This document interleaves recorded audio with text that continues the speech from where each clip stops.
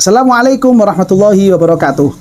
Melanjutkan kajian kita di dalam hukum-hukum atau permasalahan-permasalahan seputar pernikahan atau lebih dikenal dengan sebutan fikih munakahat, yang mana pada kesempatan kali ini sebagaimana telah kami singgung pada video sebelumnya, akan kita bahas tentang apa saja hak-hak wajib yang dimiliki oleh setiap istri, yang mana itu juga merupakan kewajiban bagi setiap suami. Diterangkan di dalam kitab Hasyiah Al-Bujairami 'alal Iqna', beliau di situ memberikan keterangan bahwa hak dari setiap istri wa huququha 'alaihi, hak yang seorang istri, setiap istri yang itu kewajibannya suami adalah al-mahru. Yang pertama adalah wajib bagi setiap suami untuk menyerahkan mahar atau mas kawinnya. Sehingga jika ada seorang suami yang menikah dengan seorang perempuan, laki-laki menikah dengan seorang perempuan, lalu kemudian maharnya ini masih dalam kondisi hutang, maka itu wajib untuk segera dilunasi. Karena ini merupakan haknya setiap istri. Ini yang pertama. Kemudian yang kedua, haknya setiap istri adalah wal qasmu, pembagian jatah inap ketika seorang suami itu memiliki istri lebih dari satu. Ini juga merupakan hak dari setiap istri. Taruhlah misalkan seorang suami itu memiliki 2 istri, 3 istri, atau 4 orang istri. Maka masing-masing istri itu memiliki hak untuk dikunjungi, menginap di rumahnya istri tersebut. Kalau seandainya ada seorang suami yang meninggalkan hal yang seperti itu, dia melalaikan salah satu istrinya, maka ini merupakan perbuatan zalim dari seorang suami. Kecuali kalau si istri telah betul-betul ridho, betul-betul rela jika dirinya tidak lagi atau mungkin kurang dikunjungi oleh si suami, jarang dikunjungi oleh suami, si suami jarang menginap di rumahnya, maka ini bisa menggugurkan haknya seorang istri. Namun sebelum mendapatkan keridhaan yang seperti itu, penting untuk kami sampaikan bahwasannya ketika ada seorang suami yang dia itu zalim terhadap istrinya, dia memiliki beberapa orang istri, namun kemudian dia itu tidak mendatangi, tidak menginap di rumah salah satu istrinya atau mungkin lebih. Maka orang yang seperti ini dijanjikan oleh Rasulullah SAW, diancam oleh Rasulullah SAW, di alam mahsyar nanti dia akan datang dalam kondisi yang jomplang. Artinya dia pundaknya itu akan berat sebelah. Yang mana hal seperti ini merupakan suatu kinayah bahwa berbuat zalim kepada istri yang seperti itu merupakan suatu tindakan kezaliman yang dosanya merupakan dosa-dosa besar, sehingga butuh untuk mendapatkan keridhaan dari seorang istri ketika istri itu dizalimi. Nah, ini merupakan hak bagi setiap istri. Yang ketiga, yang merupakan haknya istri adalah wan nafaqatu wa nahwiha. Setiap istri berhak untuk mendapatkan nafkah.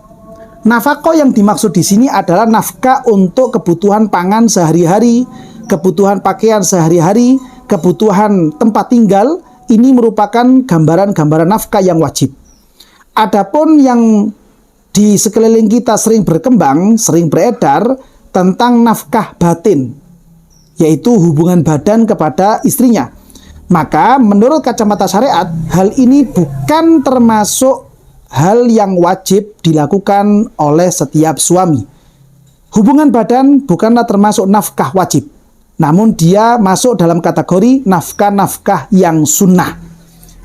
Yang wajib dilakukan oleh seorang suami adalah menginap atau menjaga atau menemani kepada si istri, bukan hubungan badannya. Adapun hubungan badan itu merupakan hal yang sunnah. Nah, ini hak yang keempat, hak yang ketiga yang wajib untuk dilaksanakan bagi setiap suami. Hak yang nomor 4 merupakan hak wajib bagi setiap istri adalah al-mu'asyaratu bil ma'ruf.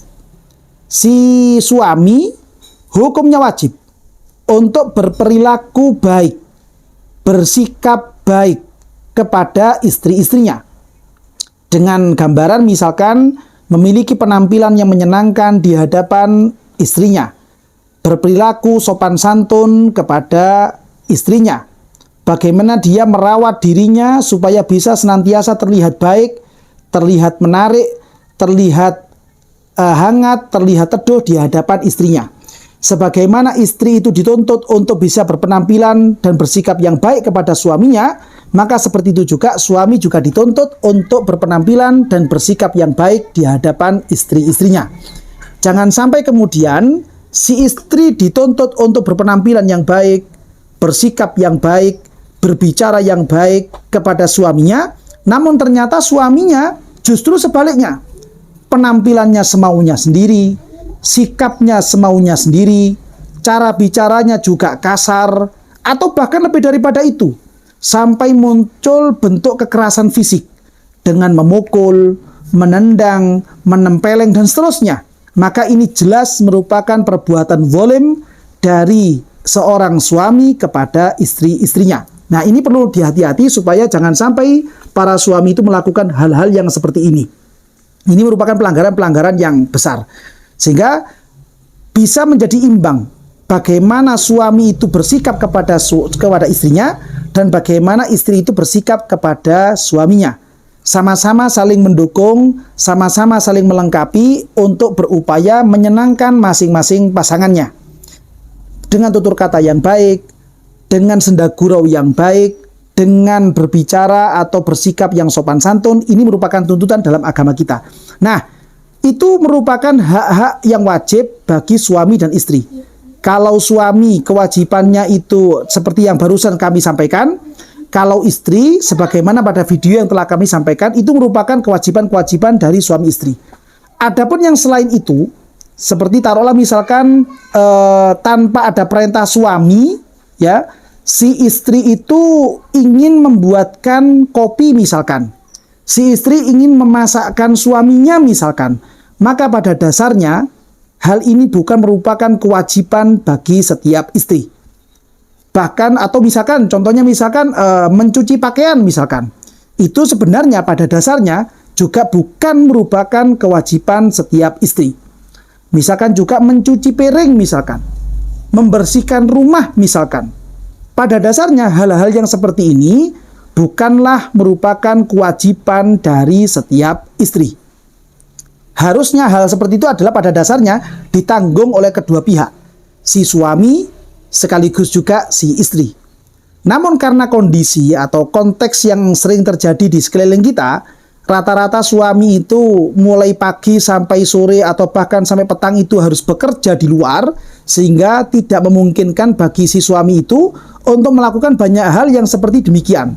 Mencuci piring, mencuci pakaian, membersihkan rumah, memasak, atau membuat kopi sendiri. Kesulitan untuk hal yang seperti itu. Maka boleh-boleh saja, bahkan menjadi hal yang sangat baik sekali ketika si istri yang punya inisiatif mengambil tugas-tugas yang seperti ini. Padahal kalau menurut kacamata syariat, jika seandainya suami itu tidak mampu melaksanakan bersih-bersih, tidak mampu melaksanakan cuci pakaian, cuci piring, memasak, dan seterusnya, secara aturan syariat sebenarnya pada dasarnya si suami ini dituntut untuk menyewa tenaga orang lain membantu kegiatan-kegiatan dan tugas-tugas di dalam rumah. Namun kondisi yang ada, tidak semua suami itu mampu melakukan hal yang seperti itu. Tidak semua suami itu mampu menyewa tenaga asisten rumah tangga. Sehingga istri dengan sangat besar hati, dengan perasaan yang penuh dengan ketakziman, penghormatan kepada suaminya, dia rela untuk melakukan tugas-tugas yang seperti ini. Oleh karena itu, ketika si istri ini sudah mengambil tugas besar, mengambil peran besar di dalam rumah, maka perlu pengertian yang besar juga dari setiap suami, bahwa istrinya pada dasarnya tidak harus melakukan ini, tapi dia mau melakukan ini. Sehingga perlu ada imbal balik dengan sikap yang baik, dengan tutur kata yang baik, dengan penampilan yang baik ketika berada di hadapan istrinya. Jangan sampai si suami itu ketika di dalam rumah punya penampilan yang semaunya sendiri, tapi ketika keluar rumah punya penampilan yang menarik, dengan bau-bau yang harum dan seterusnya, maka sebenarnya ini merupakan suatu tindakan yang kurang tepat, yang seharusnya dia berpenampilan baik seperti itu dengan penampilan yang menarik itu lebih diutamakan untuk istri-istrinya. Nah, ini merupakan hal-hal yang penting untuk kita ketahui, hal-hal yang penting untuk kita kenal dari syariat Gusti Kanjeng Nabi Muhammad SAW, yang itu kemudian ditekankan, dianjurkan kepada kita semuanya selaku umat baginda Nabi besar Muhammad SAW. Ketika kita bisa menjalankannya, kita bisa mengamalkannya, maka merupakan harapan besar, merupakan satu indikasi yang kuat. Kita akan bisa mendapatkan dan meraih ridho dari Allah Subhanahu wa taala, sekaligus juga untuk mendapatkan kecintaan dari baginda Nabi besar Muhammad SAW. Ketika kita telah mendapatkan hal yang seperti ini, maka janji Allah tentang sakinah, mawaddah, warahmah bisa dipastikan akan turun di dalam rumah tangga yang seperti demikian. Mudah-mudahan kita semuanya senantiasa diberikan kekuatan oleh Allah Ta'ala untuk bisa mengamalkan ilmu-ilmu yang telah kita dapatkan, dan mungkin kiranya ada keterangan-keterangan yang kurang jelas atau mungkin ada pertanyaan-pertanyaan susulan, bisa disampaikan pada kolom komentar atau melalui nomor admin yang telah tertera pada video. Mudah-mudahan kita semuanya diridhoi oleh Allah Subhanahu wa taala. Amin ya rabbal alamin.